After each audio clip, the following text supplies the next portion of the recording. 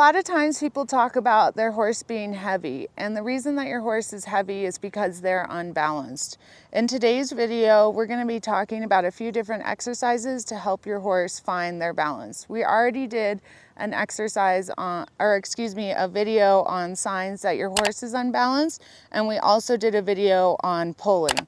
And pulling leads to a lack of balance. So we're going to talk about a few different exercises to help you get your horse to find their balance.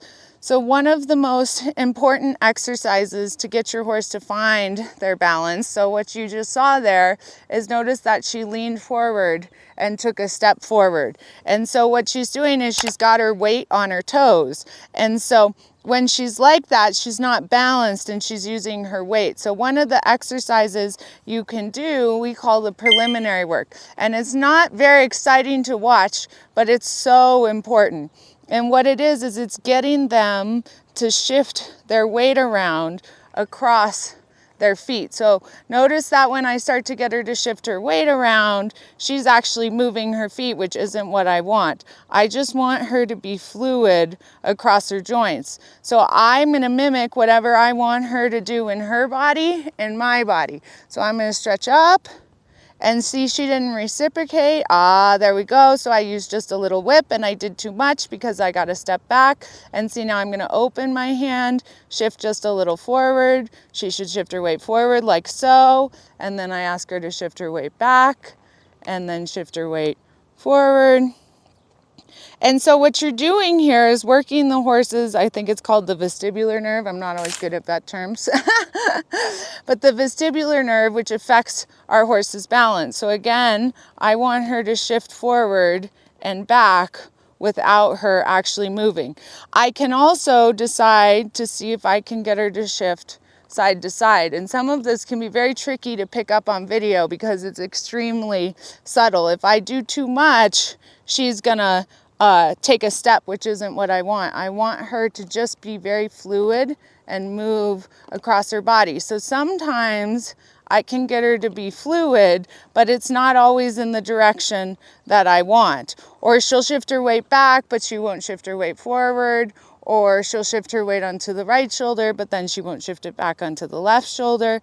So I'm just trying to get her to shift her weight around very slowly and very easily. And I'm not using any pressure. And again, you can go and watch that video on how to not pull, because if I create any sort of pulling action, that's going to disturb her balance. One of the things that I forgot to talk about in that video on pulling is we talked about vibrating, and I can use vibrating here, and anytime I feel a resistance, I can use vibrating. So there's two ways to vibrate. One of them, I'll show with this hand, up here is closing and opening the fingers. So you see that when I do that, she starts to back because I'm vibrating on the rein. That tends to be easier for people when they're learning. The other way to vibrate that is more effective, but takes a lot more technique, is to vibrate through the wrist. So when I vibrate through my wrist, it's not through my arm. It's just a little vibration through my wrist. And I actually broke this wrist quite a few years ago, but one of the things I found was really interesting was I had the ability to vibrate through my wrist before I broke my wrist, and then it took me about a year and a half to get the vibration back in my wrist. So don't be frustrated if you can't get a good vibration with your wrist when you're learning. It's okay, you'll get better, and try to vibrate through your fingers. So I can vibrate very quickly, which is firmer, or I can vibrate very slowly, which is not as firm. So vibration technique is very important in breaking down the resistances and getting our horse to be light. The next exercise that we can do to get our horses to find their balance is called the Volontiera, and it translates as balancer. So what it is one step forward. So I can feel that she's back on the right shoulder. So I slid my right thigh a little bit forward. I had her take one step forward on the right diagonal, and now I have her take one step back on the right diagonal. And then I'm going to have her take one step forward on the right diagonal and one step back on the right diagonal. So she's all over the place when I'm doing this, which shows you her lack of balance. So I'm going to, again, 1 step forward on the right diagonal. I use my whip to help stop her because I don't want to always depend on having to create pressure, even if she's the one who's creating the pressure in the hand. So I can use my whip to help to stop. So I can come underneath the neck and brush up and tap. I can also tap on the shoulder. Notice that when I tap on the shoulder, I'm tapping back towards my thigh, not in towards the withers.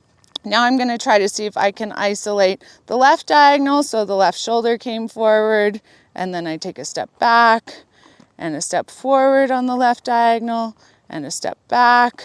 Notice that I come up with my hand sometimes because I don't want to drop back, and all that I'm doing there is making a rein adjustment and being lazy and not adjusting my rein when my hand is low. That's getting better.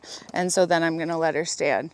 So there's a lot of different resistances that can pop up in the Volontiera, and if you want more details on the Volontiera or how to break down resistances, we have a whole video that goes into much more depth in Harmony in Hand Part 2 about the Volontiera, and we also have a lot of detail about breaking down resistances and what to do when your horse is heavy in both of our Harmony in Hand courses.